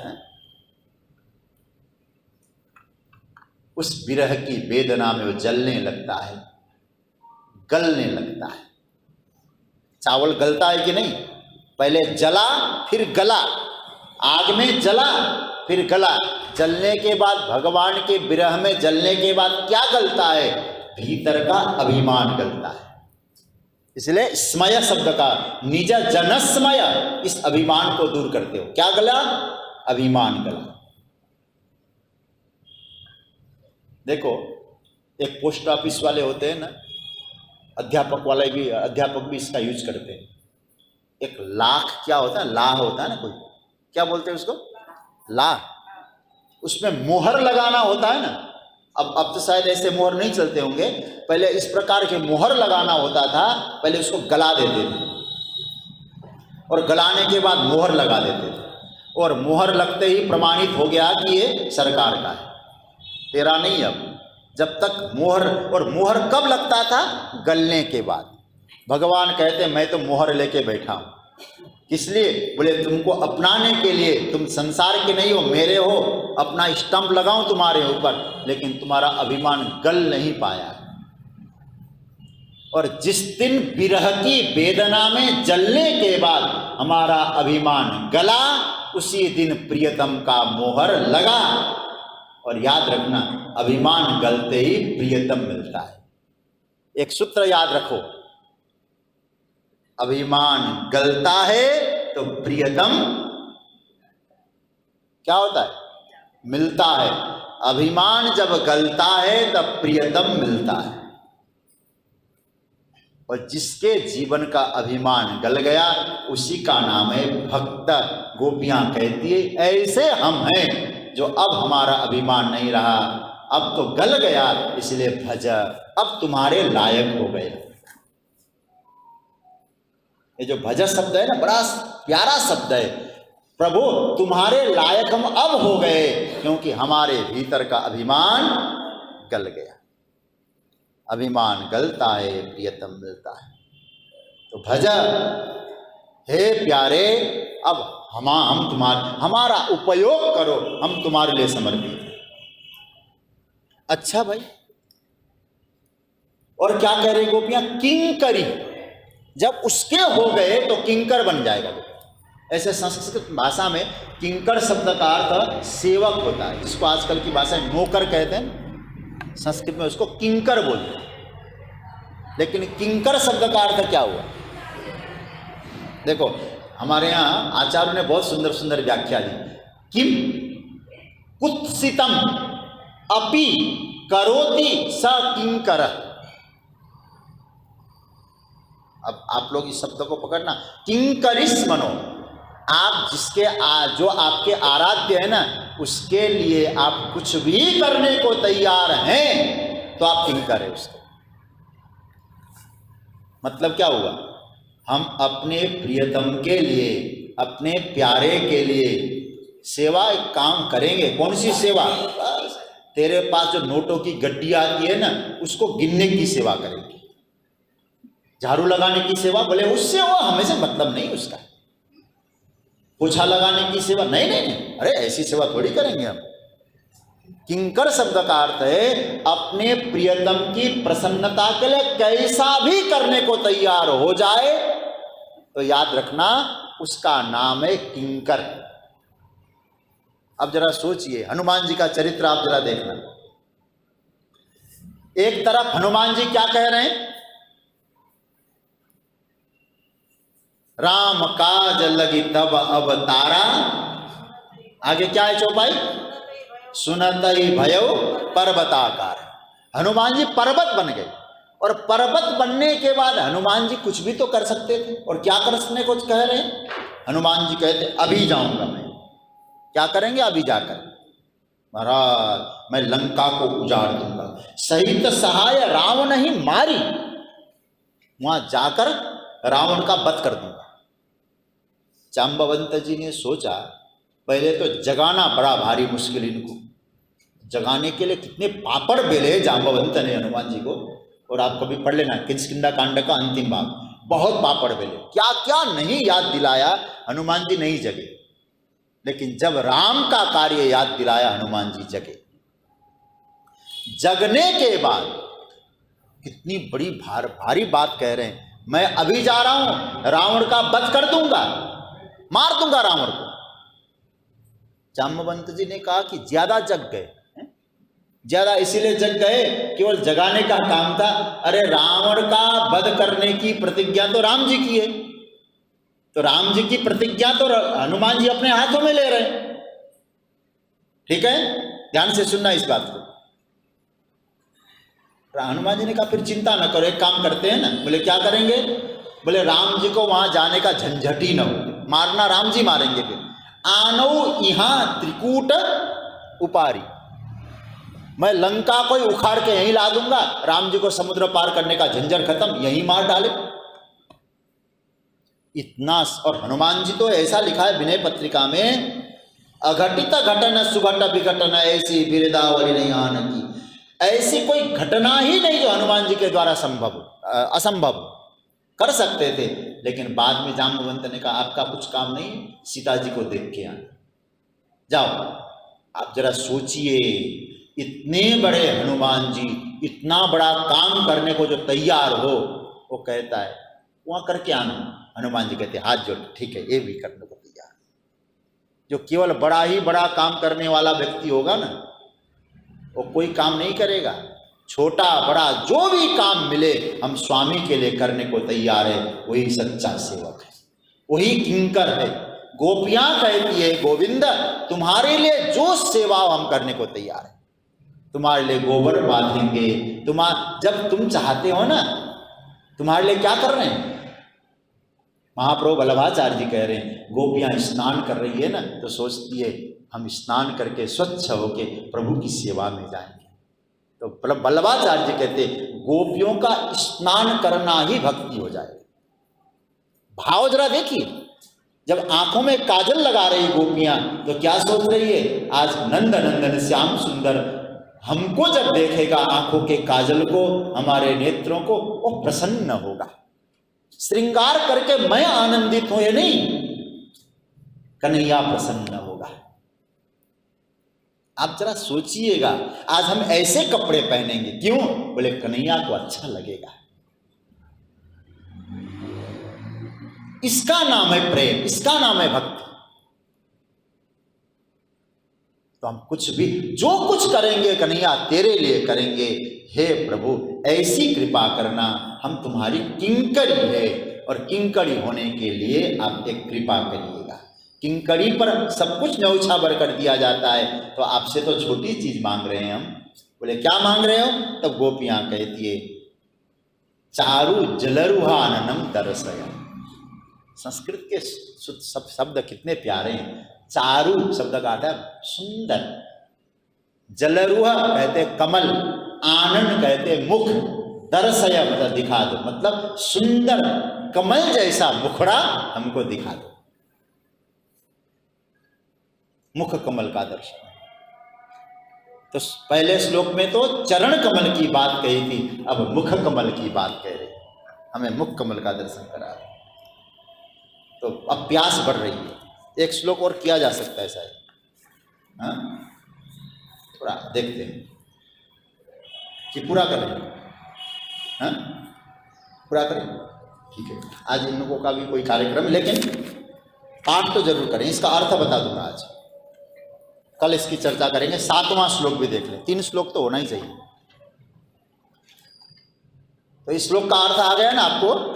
देखो भगवान क्या कह रहे हैं कि हे योषिताम वीर, गोपियां कह रही योषिताम वीर, ब्रजजनों के आरती को हरण करने वाले अपने निज जन जो आपके जन है उनके अभिमान को आप दूर करते हैं। हे प्यारे, हम तुम्हारी हैं, भज, हमारा उपयोग करो, हम तुम्हारी काम में आ जाएं, क्योंकि हम तुम्हारी सेविका हैं, किंकर हैं, और हमें अपना मुख कमल का दर्शन करा दो। कितना सुंदर मुख कमल है आपका, उसका एक बार निहारना चाहते हैं, एक बार दर्शन करा दो। अब यहाँ 7वां श्लोक मैं बोलूं, फिर आप लोग बोलिए। प्रणत देहि नाम पाप कर्षणम तृणचरानुगम श्रीनिकेतनम फणिफणार्पितम ते पदाम्बुजं कृणुकुचे सुना कृन्धिरिच्छयम्। अभ्यास बढ़ रही है ना, तो 5वें श्लोक में क्या मांग की बोलना पड़ेगा आपको, कर कमल। 6ठे श्लोक में मुख कमल, जलरुहाननम, सुंदर मुख। और अब यहां कहते चरण कमल, आपके चरण कमल कैसे, और भगवान श्री कृष्ण के चरण कमलों की विशेषता क्या है, दर्शन करिए जरा, आपको बहुत अच्छा लगेगा। यहां भगवान के लिए कोई संबोधन नहीं आया है, सब श्लोकों में संबोधन, लेकिन यहां नहीं। क्या कहते, ते पदाम्बुजम प्रणत देहिनाम पाप कर्षणम श्रीनिकेतनम तृणचरानुगम फणिफणार्पितम नः कुचेषु कृणु हृच्छयम कृन्धि। इसका अर्थ बड़ा प्यारा है, भगवान के चरण कमलों की विशेषता बताई गई है। सुन लो प्रेम से, कितनी बड़ी विशेषता। आपके ते मतलब आपके, पदाम्बुजम मतलब चरण कमल कैसे हैं, पहला सूत्र दिया, प्रणत देहिनाम पाप कर्षण। एक बार भगवान के चरणों में कोई हृदय से प्रणाम करता है, उसके पाप अपने आप खत्म हो जाते हैं, पाप कर्षण। बड़ा प्यारा श्लोक, प्रभु के चरणों में वंदन करते ही प्राण पाप चले गए। और अच्छा ऐसे हैं, और क्या विशेषता, गोपियां कहती है श्रीनिकेतनम। निकेत शब्द का है घर, किसका घर बोले, श्री लक्ष्मी जी का निवास स्थल। लक्ष्मी जी को दुनिया भर में खोज लो, मिलना मुश्किल है, लेकिन भगवान के चरण कमलों को आप अच्छी तरह से टटोलो तो वहीं मिलेगी आपको। इसलिए श्री निकेतन, श्री निकेतन शब्द का अर्थ है लक्ष्मी का निवास। और तृणचरानुगम,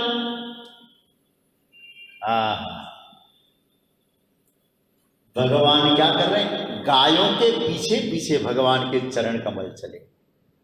हम इसकी व्याख्या कल करेंगे। तृणचरानुगम, गायों के अनुगामी, गायों के पीछे चले थे आपके चरण कमलों की महिमा। गायों के पीछे चले, क्यों चले, ये महिमा है भगवान। और इतना ही नहीं, फणि फणार्पितम, फणि क्या कहते हैं, फणि शब्द है सर्प, और फणा सर्प का फणा, कौन सा, कालीय, कालीय रूप फणि के फणा पे अर्पित। देखो संस्कृत का आनंद है, तो कहते हैं कालीय के फणि के फणा पे जिनके चरण कमल हैं, फणि फणार्पितम, ते आपके चरण कमल। नह बोले महाराज, जो चरण कमल पाप नाशक है, जो चरण कमल लक्ष्मी का निवास है, जो चरण कमल गायों के पीछे घूमे हैं, जो चरण कमल कालिय के फणा पे पड़े हैं, उन चरण कमल को हमें भी तो दे दो। बोले तुम्हें क्यों जरूरत है, कहते महाराज आवश्यक है इसीलिए। अच्छा कहाँ रख दूं, बोले महाराज हमारे हृदय पे रख दो। आपके जो चरण कमल है हमारे हृदय पे रख दो। कृणु कुजे सुना, कृणु रखो तुरंत। अच्छा भाई रख के मिलेगा क्या? क्या होगा? बोले आपको कुछ मिले या न मिले, हमें जरूर मिलेगा। क्या मिलेगा? बोले एक चीज खत्म कर दो, हो जाएगा। एक चीज ऐसी है आपके चरण कमल पड़ते ही वो नाश हो जाएगा, उसका काट, खत्म, काट देंगे। कृंधी शब्द का अर्थ है कृंदी, रिच्छयम। कृंदी मतलब काट डालेंगे आप उसे। इसको रिच्छयम, रिच्छयम का अर्थ है काम, जो हमेशा हृदय सेते हृदयम, हृदय में रहने वाला जो काम है ना वो क्या होगा? कट जाएगा, खत्म हो जाएगा। अब आप जरा सोचो, गोपियां चरण कमल क्यों मांग रही है भगवान की? अपने हृदय के विकारों को खत्म करने के। लेकिन हम लोग बिना कोई पढ़े, बिना भागवत का अध्ययन करे, गोपी प्रेम को एक काम के रूप में प्रस्तुत करें। काम प्रवृत्ति लीला नहीं है रास, काम निवृत्ति लीला है रास। गोपियां कह रही है हमारे हृदय के काम को नाश करो। एक अंतिम बात कहूं को, फिर चर्चा को मैं विराम दूं। देखो, दो प्रकार का काम होता है, महत्वपूर्ण बात समझा रहा हूं और थोड़ा दिमाग लगाना। एक काम का नाम है श्रुति काम और एक काम का नाम है स्मृति काम। क्या बताया मैंने? श्रुति काम और स्मृति काम। देखो, श्रुति किसको कहते हैं, स्मृति किसको कहते हैं? पहले तो शास्त्र की बात तो और है। ऐसे श्रुति का मतलब है वेद और स्मृति का मतलब है पुराण इत्यादि स्मृति, पराशर स्मृति, मनुस्मृति है, ये स्मृति। तो ये समझ में आया इतना? तो अब देखो, स्मृति और श्रुति, ऐसे श्रुति का अर्थ कान को भी कहते हैं, ठीक है? और स्मृति का अर्थ क्या होता है? याद। अब आप थोड़ा सा सोचिएगा, श्री कृष्ण श्रुति से आते हैं या कैसे आते हैं? ये पहले पकड़ना। देखो, संसार का जो काम है ना वो स्मृति काम है, क्योंकि कोई काम नहीं है ना, आप चुपचाप बैठ जाओ। अधिकतर लोगों के मन में मुझे वो जाना था, मुझे इच्छा थी, मेरे ये काम करना था। अब कामना, कोई काम है, चुपचाप बैठे हैं, तो आपको किसकी स्मृति आई? कामनाओं की। तो संसार में जो चीज याद आ रही है वो हमारी कामना है। कैसे याद आ रही है? याद करने से, स्मरण करने से। तो उस काम को क्या कहते हैं? स्मरण काम, मतलब स्मृति, ठीक है? और भागवत में श्री कृष्ण से पूछा गया, कन्हैया आप क्या करते हो? बोले काम करता हूं, मेरे प्रवेश का एक द्वार है, दरवाजा है। बोले कौन सा दरवाजा? बोले तुम्हारे कान मेरे लिए तुम्हारे हृदय में प्रवेश करने के लिए दरवाजा है। आहा, भागवत के क्या प्यारे श्लोक है। धुनोति समलम कृष्ण सर्वस्यथा सर्व शैलस्यथा सर्व। भगवान कहते हैं प्रविष्ट कर्णरंध्रेण, सुखदेव जी के शब्द है, प्रविष्ट कर्णरंध्रेण स्वानाम भाव सरोरुहम। जो भगवान के प्रति समर्पित भक्त है ना, वो समर्पित भक्त जब भगवान के निर्मल चिंतन करता है, भगवान की कथा को सुनता है, उन कथा के शब्दों के माध्यम से श्री कृष्ण इन कानों के द्वार से भीतर चले जाते हैं। प्रविष्ट कर्ण रंध्रेण, भागवत का श्लोक। रंध्र मतलब छेद। कान के द्वार से गोविंद कह रहे हैं मैं भीतर चला जाता हूं। अच्छा फिर क्या कहते हैं? बोले भीतर एक बैठा है, उसको हटा के मैं बैठता हूं। अच्छा, गद्दी तो एक हमारा जो हृदय है ना उसमें एक गद्दी है, हृदय कमल बोलते हैं ना, वो एक गद्दी है, वहां दो रह नहीं सकते। तो भगवान कहते हैं मैं तो चला जाता हूं तुम्हारे वहां, तो एक बैठा रहता ना उसको हटाता हूं, भाग यहां से, हटा देता हूं, भगा देता हूं। क्या है? बोले स्मृति, और मैं हूं श्रुति। और जो थोड़ा बहुत संस्कृत का बोध हो और लॉजिकली जानते हो इस बात को, संस्कृत साहित्य में श्रुति और स्मृति की जब चर्चा होती है, स्मृति से कोई सिद्धांत जब स्थापित नहीं हो पाता है तो श्रुति का प्रमाण लेकर उसको स्थापित किया जाता है। ये साहित्य का नियम है। इसका अर्थ समझ रहे हैं ना? वेद ने जो कह दिया वो प्रमाण होता है। यदि तुम्हारे आपस में पुराणों में विवाद होता है, स्मृतियों में विवाद होता है, तो फिर वो विवाद को ठीक करने के लिए हम लोग क्या करते हैं? वेद में क्या कहा गया है तो वेद की बात लाकर उसको प्रामाणिक माना जाता है। तो स्मृति प्रमाण हुआ कि श्रुति प्रमाण हुआ? बोलो ना भाई, श्रुति प्रमाण हुआ। श्रुति प्रमाण हुआ तो श्रुति है कृष्ण और स्मृति है लौकिक काम। तो लौकिक काम से हम उथल पुथल हो रहे हैं, तो प्रामाणिक काम चाहिए कि नहीं चाहिए? तो कृष्ण काम हमारे जीवन में आ जाएगा तो लौकिक काम की निवृत्ति हो जाएगी। इसलिए कृंदि रिच्छयम, रिच्छयम ये लौकिक काम जो भीतर बैठा है ना, इसको खत्म करो, क्योंकि कन्हैया तुम भी काम हो, लेकिन तुम स्मृति का काम नहीं, श्रुति काम हो। तो कहने का अर्थ यह है, श्रीधर स्वामी की बात मैं आपके सामने रखना चाहूंगा। श्रीमद् भागवत के प्रधान टीकाकार, बड़ा प्यारा भाव दिया है। लौकिक काम की निवृत्ति करनी है, अलौकिक काम की स्थापित करो। लौकिक काम की अपने आप निवृत्ति हो जाएगी, भूल जाओगे, खत्म हो जाएगा तुम्हारा वो काम। क्योंकि किसी भौरे को गन्ने के खेत में तब तक ही स्वाद मिल रहा था, आनंद ले रहा था, जब तक उसने परम मकरंद आनंद रस का स्वाद नहीं लिया। और जिस दिन उस परम आनंद रस का स्वाद लिया हो और उसमें आनंद ले रहा हो, और गन्ने के खेत में गन्ना चूसने नहीं जाएगा। समझ रहे हैं? इसलिए कृष्ण काम है अलौकिक काम, संसार का काम है लौकिक काम, कृष्ण काम है श्रुति काम, संसार का काम है स्मरण से आता है स्मृति काम। तो उस स्मृति काम को नष्ट करने के लिए कृष्ण काम प्रकट करो, कृष्ण को पुकारो। भगवान कहते हैं मेरी कथा सुनो, आगे श्लोक में कथा की चर्चा भी करेगी गोपियां, मेरी कथा सुनो। उस कथा के शब्दों के माध्यम से, इन कान के द्वार से कृष्ण काम श्रुति काम भीतर प्रवेश करेगा, और याद करते करते जो हमने काम बना के रखा है ना, वो काम को हटा के अलौकिक काम की स्थापना हो जाएगी। इसीलिए गोपियां कहती है आप एक काम करो, कृणु कुचे सुना, आप अपने चरण कमल हमारे हृदय में रख दो, जिससे कि आपके चरण कमलों के प्रभाव से हमारे हृदय में सोया हुआ और लौकिक काम है और निवृत्त होकर कृष्ण काम अलौकिक काम प्रकट हो जाए।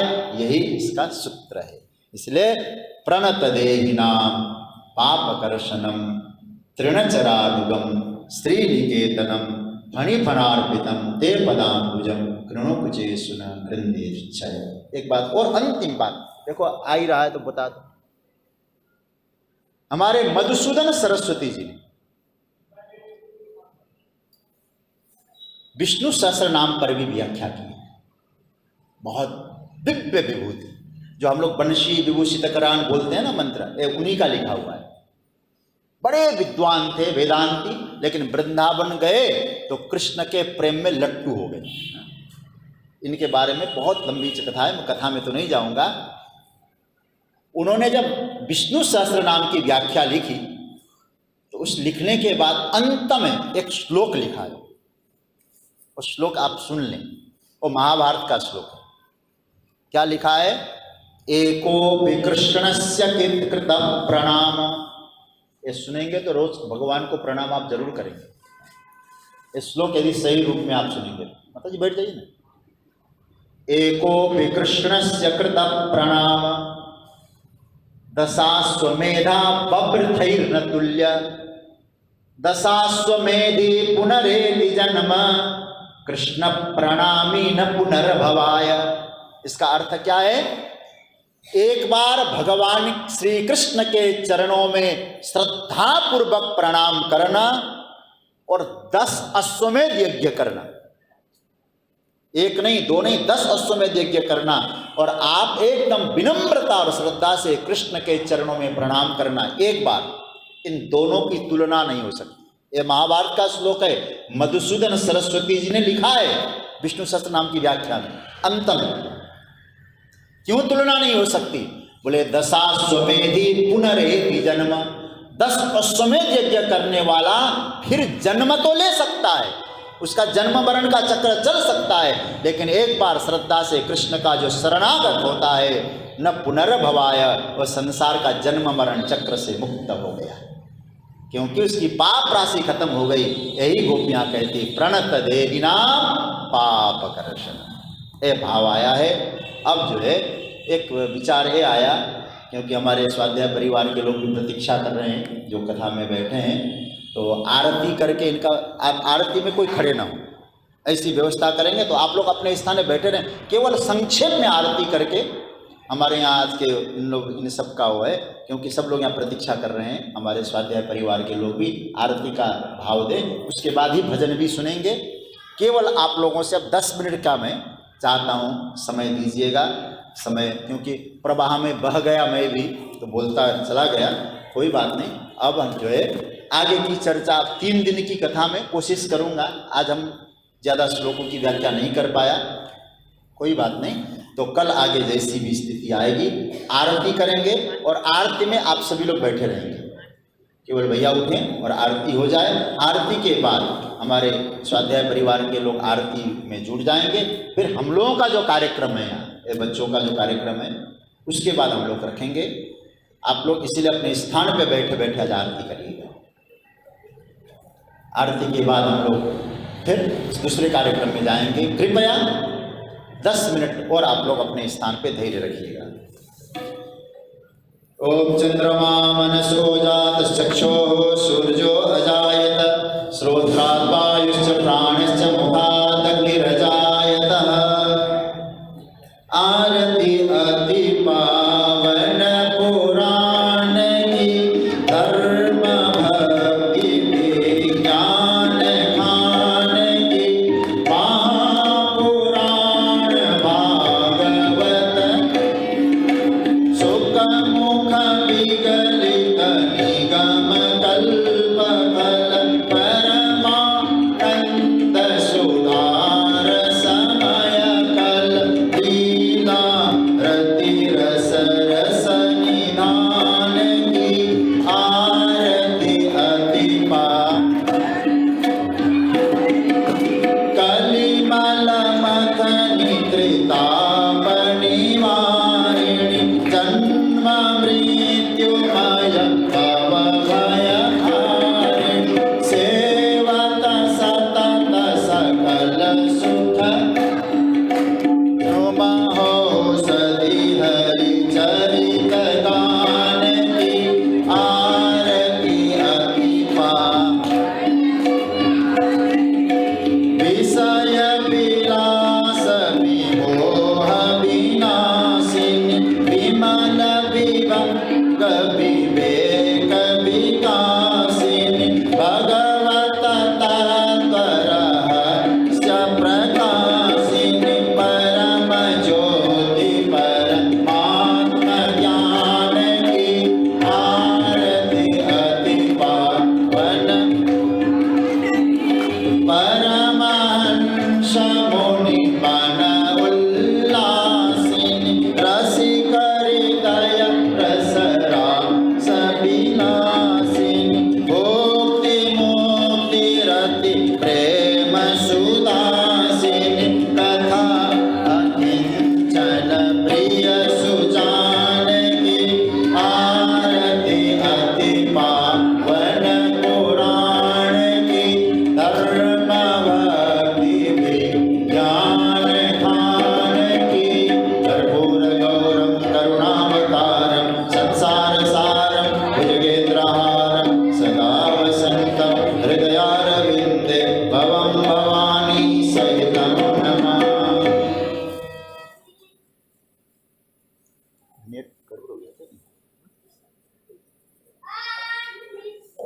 ठीक है, ठीक है।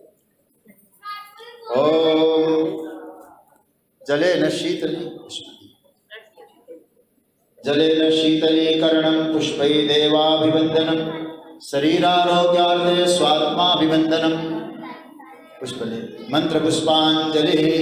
ओम यज्ञेन यज्ञमयजन्त देवास्तानि धर्माणि प्रथमान्यासन्न तेहनाकं महिमान सचन्त यत्र पूर्वे साध्याः सन्ति देवाः। ओम नंदनंदनाय विद्महे गोपीजनवल्लभाय धीमहि तन्नो कृष्ण प्रचोदयात्। नाना सुगंध पुष्पाणि यथा कालोद्भवानि च पुष्पांजलिर्मया दत्तो गृहाण परमेश्वर मंत्र पुष्पांजलिं समर्पयामि। बोले भागवत भगवान की, कृष्ण कन्हैया लाल की, आज के आनंद की जय, सत्य सनातन धर्म की जय। ओम जय जय श्री राम। अभी आप लोग कुछ देर का और समय दीजिए। हमारे बच्चों का बड़ा उत्साहपूर्वक आप लोगों ने तैयारी की है।